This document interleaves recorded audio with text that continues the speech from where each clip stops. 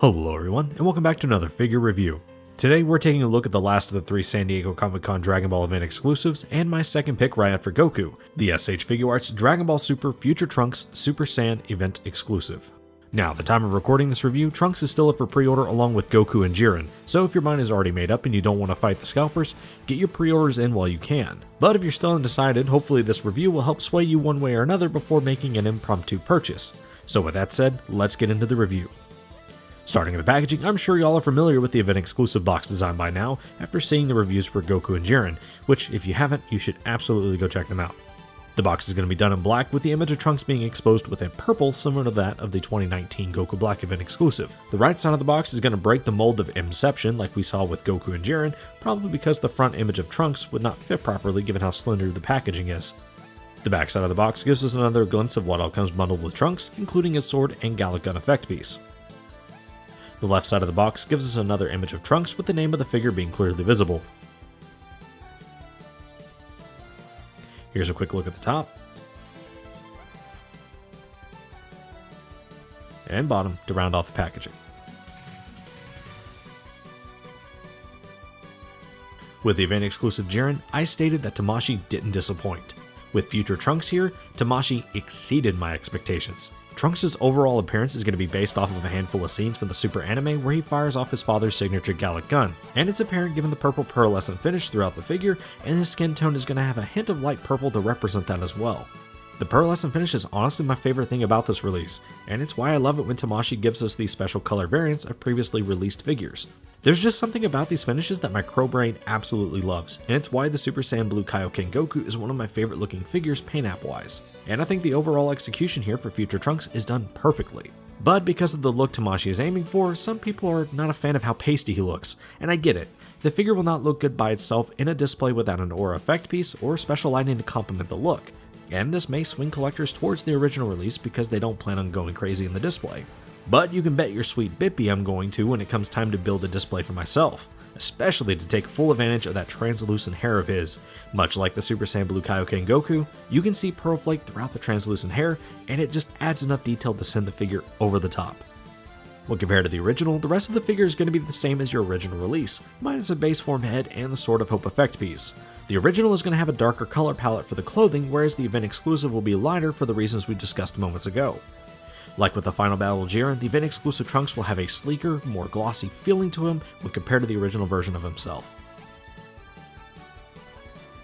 Now when you compare the accessories between the two releases, obviously the event exclusive is going to have a glossier pearlescent finish on both the Gallic Gun and the sword and scabbard. As far as which one you prefer, that's going to be dealer's choice. Something interesting I've noticed about this release versus the original is that they've labeled this one as Future Trunks this time around. Just, I guess, in case you weren't too sure which Trunks this was. Thanks, Tamashii. Outside of overall appearances, the quality control is about the same with no major gripes between the two. In most cases, your event exclusives will have a tighter tolerance the second time around from the original release, which this Trunks definitely feels a bit snug in areas like the butterfly joints and the hips. For the accessories, I've already mentioned that we're missing that base form head and the Sword of Hope effect piece. However, the trade-off for the base form head means that Future Trunks is going to come with a total of 4 faceplates this time around for the Super Saiyan head sculpt.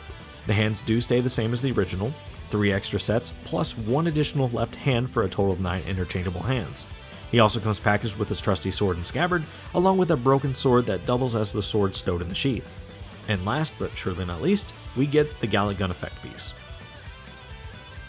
For the faces we get, the default smirk, a shouting face looking off to our left, a teeth gritting face, and a shouting face where Trunks is looking dead on. Not including the fists that come attached, we get 2 splayed out hands, 2 clenched hands, 2 for holding the sword, and 1 open hand for waving or inspecting his broken sword. As for the sword and scabbard, it's pretty straightforward.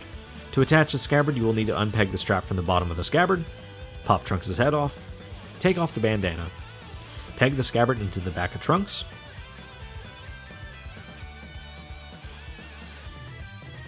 peg the strap back into the scabbard, and then you're ready to reassemble the figure. Keep in mind, many people had issues with the pegs for the scabbard breaking off, so do be extremely careful when taking this off and putting it on. I don't know if they fixed the tolerance compared to the original Super Trunks, but I'm not fixing to find out for science either.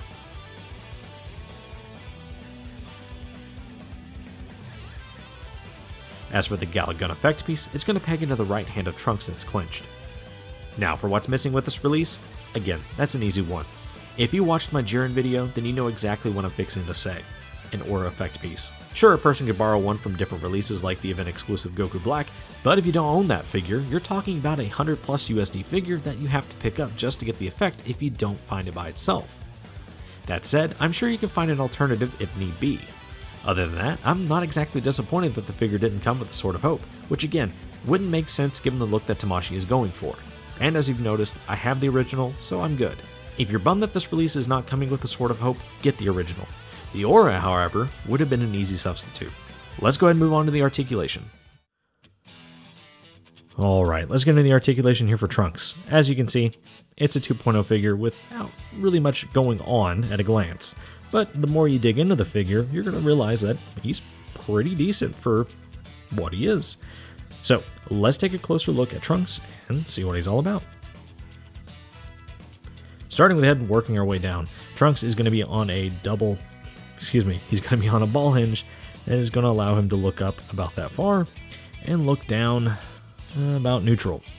Once you start taking the neck into consideration, you can bury his chin into his bandana easily.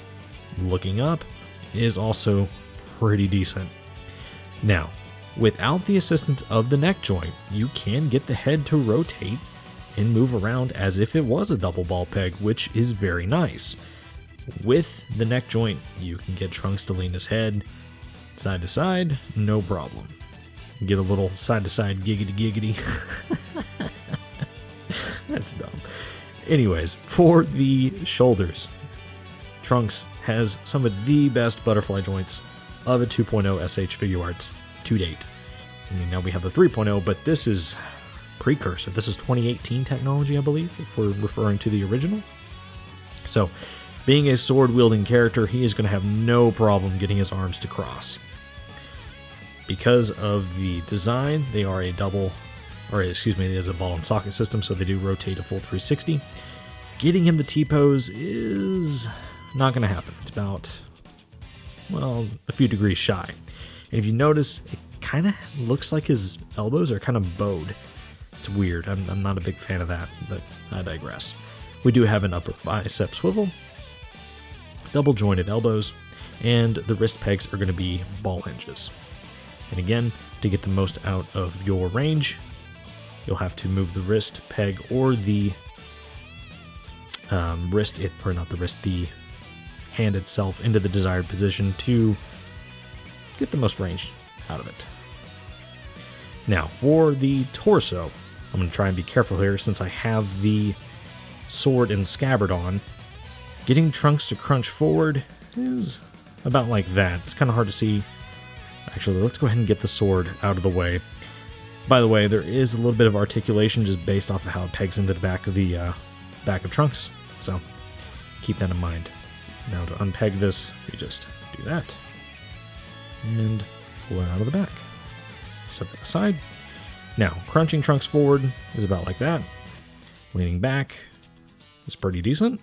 Once you take the lower waist section into consideration, crunching forward is really good, and then leaning back is just as good. This piece here, the belt and jacket combo at the bottom, is a floating piece. You do get some rotation down at the waist. Just be careful moving any part of this section here because of it being painted and having that metallic clear coat. You do take the chance of scuffing and paint transfer whenever you overextend or overexert the joints, so do be careful. For the legs, Trunks can kick out a perfect 180 degrees, but at the cost of the 45-degree split. And that's because of these floating pieces here that the 3.0 remedies just because of the way they're sculpted. But, I mean, I'll take the front. I'll take this any day. Soon, I believe the 3.0 will be where this is eventually, hopefully. For the upper thighs, we do have a swivel. We have double jointed knees, and we have some pretty good ankle rockers.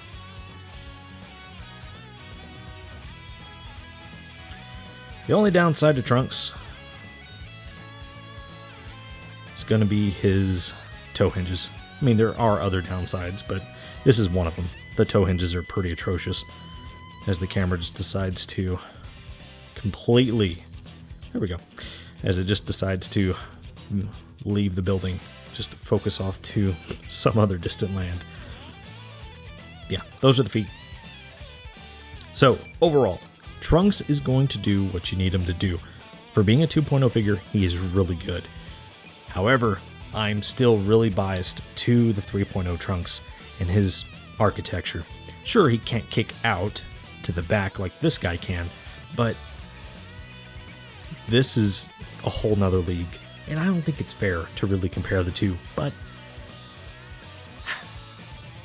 out with the old, in with the new. That's how I feel. Anywho, let's move on to some comparisons. For the comparisons, here's Trunks next to the 3.0 Super Saiyan Trunks, the boy from the future. His father, the Super Saiyan Blue Vegeta 15th Anniversary Edition. The 2019 event exclusive Super Saiyan Rose Goku Black. The 2024 SDCC Goku. And the 2024 SDCC Final Battle Jiren. So for my closing thoughts on this release, I'm impressed for what it is, but I've got my own personal issues with it as well. If you watched my San Diego Comic-Con update video discussing these event exclusives, I mentioned that this Trunks kind of blindsided me as we just got done dealing with the woes of the 3.0 Trunks and his reissue. I wonder if Tamashii thought to themselves, since Trunks is still on everyone's mind, why don't we capitalize on it? Now that's purely speculation, but honestly, I kind of wish that this Trunks was a 2-pack like last year's Father-Son Kamehameha event exclusive, where we get both Trunks and Vegeta in the same pearlescent finish as we see here. Now that would have been amazing. I also have a confession to make with y'all. This is by far my least favorite look for future Trunks, and I'm not talking about his finish. This is more of a nitpick with Super's art design, and I think is a sentiment many Dragon Ball fans share, so I won't stay on the subject too long. Now don't get me wrong, the figure is faithful to the source material of Super, but for some reason, the appearance of Trunks just makes me think he's been taking it easy compared to the last time we saw him in, say, Movie 9, BoJack Unbound. Dude was jacked. BoJack Unbound, more like BoJacked Unbound, am I right? And in my opinion, the most recent release of the 3.0 Trunks does detract from the overall appeal of this figure, given the updates we got with the 3.0 body over the 2.0 body. Also, I cannot get over how dirty they did our boy in the future Trunks arc. Dude literally goes back in time for help, has a moment where he thinks his father and Goku will save the day for him, gets reality checked by his father, then proceeds to save the day himself, like he should, only to have his entire universe erased by Zeno because Zamasu would not die. Hell, the story mode for Shin Budokai Another Road would have been a better alternative than what we got with some tweaks here and there. Don't get me wrong, I like Zamasu as a villain despite Ginyu doing the whole body swap thing first. I just think there was so much potential there for Goku and Vegeta to help future Trunks rebuild this timeline outside of just defeating Zamasu. Also, another thing that bothered me, why not just have future Trunks and Mai stay in the current timeline if they're just going to go back to a future where there's going to be two of them either way? I get it, Mai wanted to see her friends and stuff from that timeline, but we could have had future Trunks fight in the Tournament of Power. But no, we got some other B-list character. Anywho, y'all are here for a figure review and not Talit Review's gripes with Dragon Ball Super. The Future Trunks event exclusive is a solid figure if you're needing a Future Trunks to round out your Super display. But if you're wanting the Sword of Hope effect piece, you're gonna have to cough up a little more coin, but not too much if you're resorting to a third-party website like eBay to obtain your event exclusive. It's roughly a $20 difference between the two from what I've seen, and sure, you don't get as many faces with the Super head sculpt, but the value is there for the extra accessory pieces. But if you're okay with the skin tone and the specific scenarios you'd be displaying the figure in, pick up the event exclusive. Otherwise, you can safely pass on it and spend your money on another figure that you really want. Like almost all of your event exclusives, you don't need them unless you're a completionist or you like the color palette over the original. And if you really need a Trunks for the collection regardless of what saga he's from, get the 3.0 reissue of The Boy from the Future. P-Bandai still has plenty of them in stock, and I promise you, you will not be disappointed. Or check out the ones from Tonson Art Toys. Speaking of, I have both versions A and B coming, so hopefully a review soon, TM. But that's going to bring us to the end of this review. I'd like to thank you, the viewer, for making it to the end. If you haven't already, kindly hit the like button and subscribe as it helps me out and keeps the channel growing. Plus, I've got other reviews up and more to come. I'd also love to hear your thoughts on this release. Do you love it, hate it, or did this review change your mind at all? I'd love to hear it all. But as always, this has been Delete Reviews, and I'll catch y'all in the next one. Peace.